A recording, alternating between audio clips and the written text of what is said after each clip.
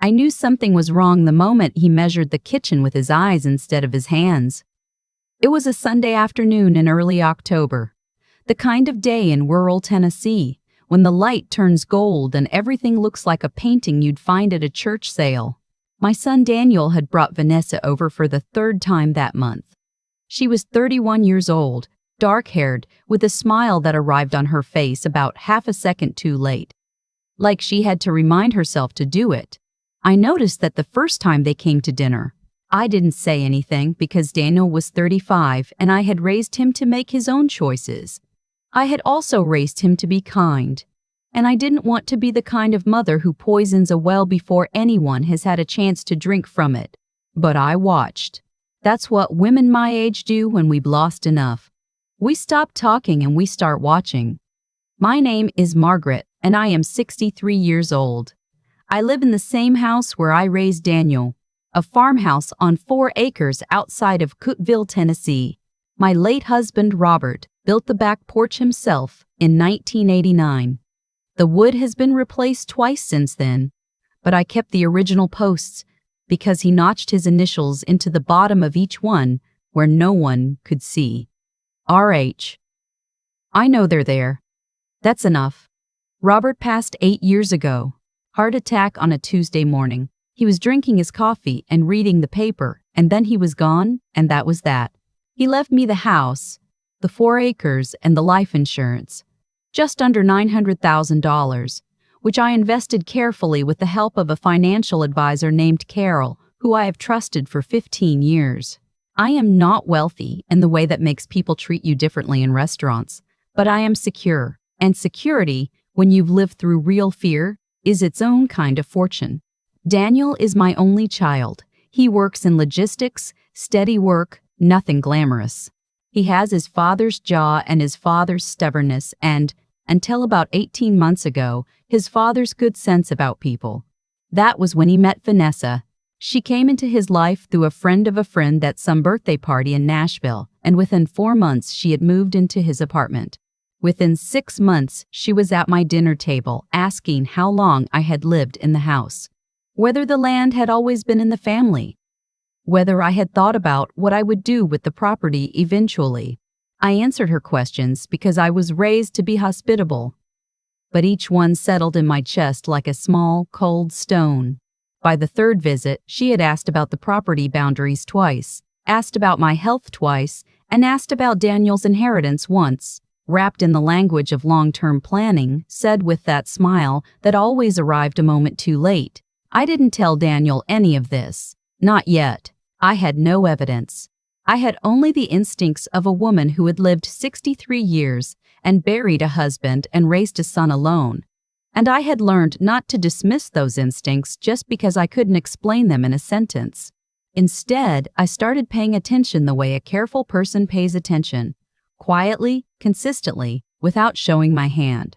The first concrete thing I noticed was a question Vanessa asked my neighbor Helen at a block gathering in November. Helen mentioned it to me the following week, almost as an aside, the way you mention something that didn't alarm you at the time but stays with you anyway.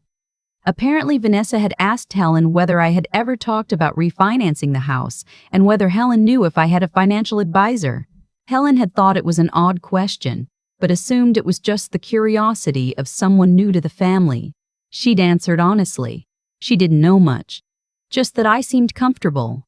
I thanked Helen and went home and sat on the back porch for a long time looking at Robert's fence posts. The second thing happened in January. I have a doctor I've seen for 11 years, a quiet man named Dr. Patterson, who has the manner of someone who has heard everything and is no longer surprised by any of it. He called me one afternoon to let me know that a woman had called his office claiming to be a family member.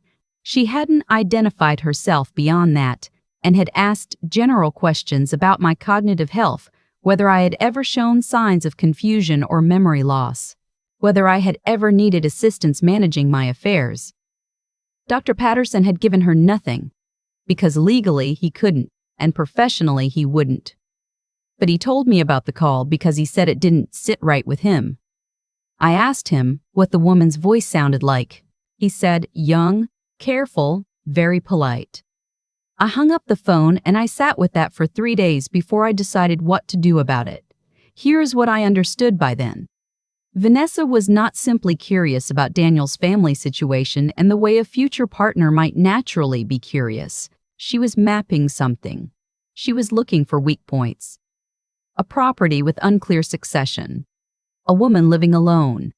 A son who was in love and therefore temporarily less observant than he might otherwise be. She wanted to know if I was mentally sharp. She wanted to know who controlled my finances. She wanted to know what the land was worth and who it would go to, and whether there was any way to move that outcome in a direction that suited her. I don't know what her full plan was.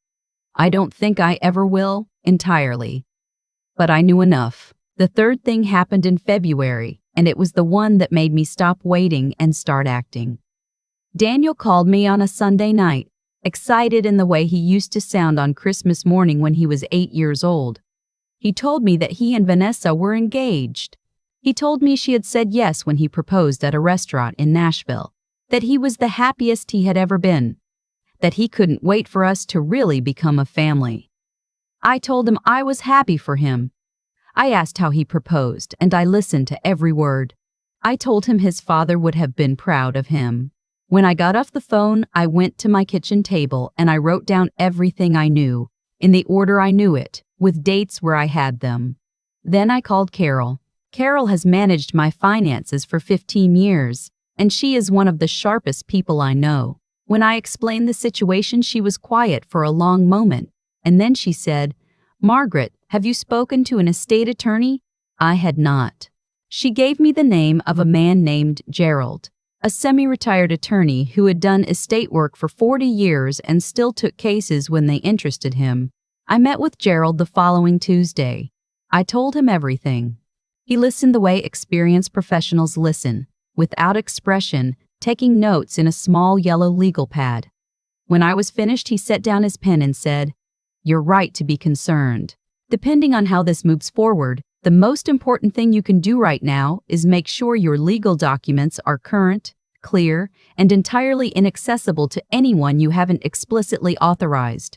We spent 2 hours that afternoon updating my will, establishing a living trust for the property and the investments, assigning power of attorney to my sister Joan in a separate document, and creating a paper trail that was tight enough that a room full of lawyers couldn't find a gap in it. Gerald also advised me not to tell Daniel yet. I understood why, even though it was the hardest part. Daniel was in love. People in love have a dangerous tendency to defend the person they love against evidence that the love may be misplaced. If I came to him with suspicions and no proof, the most likely outcome was that he would tell Vanessa, and Vanessa would adapt. She would get more careful. I would lose the advantage of her not knowing that I knew. So I waited. In April, Vanessa called me directly for the first time. She said she wanted to take me to lunch, just the two of us, to get to know each other better before the wedding. I agreed. We met at a restaurant in town. A nice place with cloth napkins, the kind of place you take someone when you want them to feel at ease. She was warm and attentive. She asked about Robert. She asked about what I had hoped for Daniel as a child. She was good at it. I'll give her that. The warmth felt real even when I knew it wasn't. Then, over coffee, she brought up what she called practical matters. She said she and Daniel had been thinking about the future, about building something stable, and that it might make sense, just logistically, for the family property to be consolidated before the wedding. She said she had spoken with someone who suggested that a joint family trust established pre-ceremony could protect everyone's interests. She mentioned it lightly, framed as a kindness, framed as simplicity. She mentioned that she and Daniel could help manage things if I ever found it too much to handle on my own. I looked at her across the table, and I thought about Robert's initials notched into those fence posts where no one could see them. I thought about what he would say if he were sitting next to me right now. I thought he would say, "Be smart, Margaret. Be very, very smart." I told Vanessa that I appreciated the thought and that I had been working with an attorney on some updates and that things were very much in order. I smiled when I said it. Her smile slipped for just a fraction of a second before it came back. She asked if she could meet the attorney. I told her I'd pass that along. I called Gerald that evening. He said, "She's moving faster than I expected." He told me to document the conversation as specifically as I could remember it, and I did, and he notarized the account. The wedding was set for the last Saturday in June, a venue outside Nashville, 200 guests, a reception that Vanessa had largely planned herself. Daniel was glowing every time I saw him. I watched him, and I thought about all the ways love makes us generous and all the ways that generosity can be used against us. 3 weeks before the wedding, Vanessa sent me a document through email. It was titled Family Property Agreement, Pre-Ceremonial Consolidation. It was 4 pages long. In it, my property, including the house, the 4 acres, and a portion of my investment accounts, would be transferred into a joint family trust administered by a 3-person committee: Vanessa, Daniel, and a third party she had nominated herself, a name I did not recognize.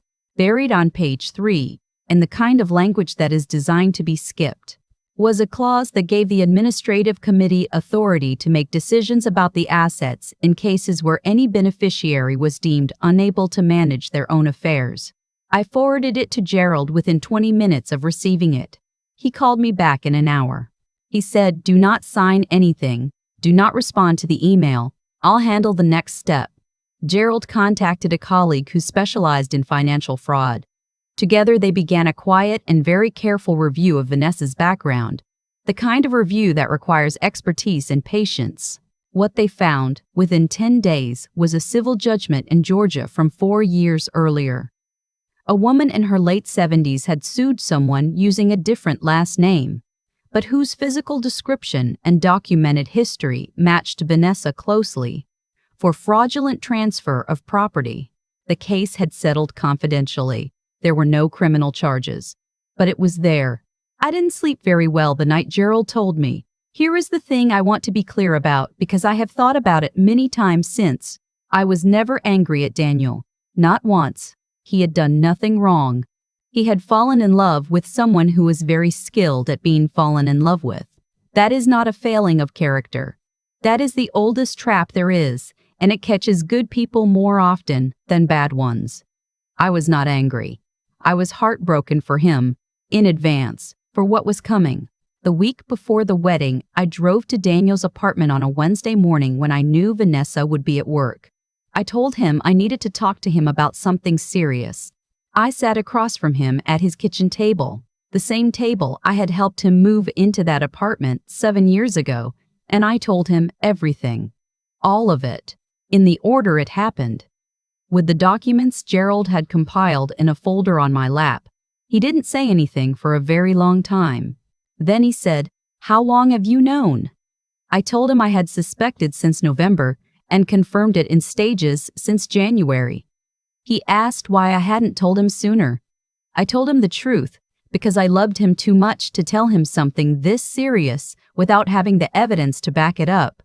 I told him I had watched his father look at me the way he looked at Vanessa, and I had not wanted to be wrong. I had not wanted to be the thing that stood between him and a happiness I had misjudged. He sat quietly for a long time. Then he opened the folder. He went through every page. He asked questions carefully, the way his father used to ask questions, methodical, without raising his voice. When he got to the Georgia judgment, he closed the folder and set it on the table and looked at the window for a full minute without speaking. Then he said, "What do we do now?" I told him that was entirely his decision. I told him Gerald was available if he wanted to speak to him. I told him that whatever he decided, I would be beside him. He called Vanessa that afternoon. I don't know what was said. He called me that evening and told me the wedding was off. What happened in the days that followed I won't go into in detail, because some of it is still being handled by people more qualified than me to handle it. I will say that Vanessa did not take the news without resistance. I will say that Gerald's documentation proved more valuable than even he had anticipated. I will say that certain conversations that occurred over those weeks are now part of a legal record that is not going anywhere. What I will tell you about is the Sunday morning, about 3 weeks after all of it, when Daniel drove out to Cookville and sat on my back porch with me and drank coffee and didn't say very much. The field behind the house was green, and the morning was warm, and the light was the kind of clean light you only get in early summer in Tennessee. He asked me how I had known so early that something was wrong. I thought about it for a moment. I told him I didn't know exactly. I told him it was something in the pause. The way she asked a question and then waited, not the way a curious person waits, but the way someone waits who already knows the answer and wants to see if yours matches. I told him I had learned over many years and through real loss to pay attention to pauses. He nodded. He looked at the fence posts along the edge of the yard. He asked me once, years ago, why I never replaced them, and I had told him they were sturdy enough. I had never told him about the initials. I told him that morning. He got up and walked to the nearest post and crouched down and looked at the bottom where the wood met the ground. He was quiet for a moment. Then he stood back up and came back to his chair and sat down, and we both looked at the field. He said, "I miss him too, Mom." I said, "I know, sweetheart, I know you do." We sat there until the coffee was cold, and then I went inside and made more. There is something I want to say to anyone listening to this who is in a position like mine, who is older, who lives alone, who has something worth protecting. Not money necessarily. A home, a history, a life that was built over decades with someone you loved. Here is what I know. The people who come for those things are rarely the kind of person you imagine. They are not strangers who kick in doors. They are people who come to Sunday dinner and ask thoughtful questions and make your son smile. They are people who file their nails and remember your birthday and wait. They are patient in a way that should be suspicious, but rarely reads that way until you have already been watching for a while. The law protects you better than you might think, but only if your documents are current and your affairs are clearly recorded in writing by someone you trust completely. I had Carol. I had Gerald. I had 11 years with Dr. Patterson. And I had the discipline to build a paper trail before I needed it instead of after. None of those things saved me by themselves. What saved me, what saved Daniel, was the months of quiet watching before anything was provable. It was the decision not to move too fast, not to accuse without evidence, not to push my son away by making him feel his judgment was being questioned, when what I was really doing was protecting the space for him to make the right judgment himself. He thanked me for that later. He said, "You gave me the chance to see it myself." That mattered more to me than any of the rest of it. The house is still standing. The fence posts are still standing. The investments are still where they were, managed carefully by Carol, protected by a trust that is now among the most thoroughly documented pieces of legal work that Gerald says he has produced in 40 years. And on Sunday mornings, when the light comes through the kitchen window the way it has come through that window for as long as I can remember, Daniel sometimes drives out and we sit on the porch and drink coffee and watch the field. I don't need anything else. I never really did. But I am glad, more than I can say, that I paid attention to the pause.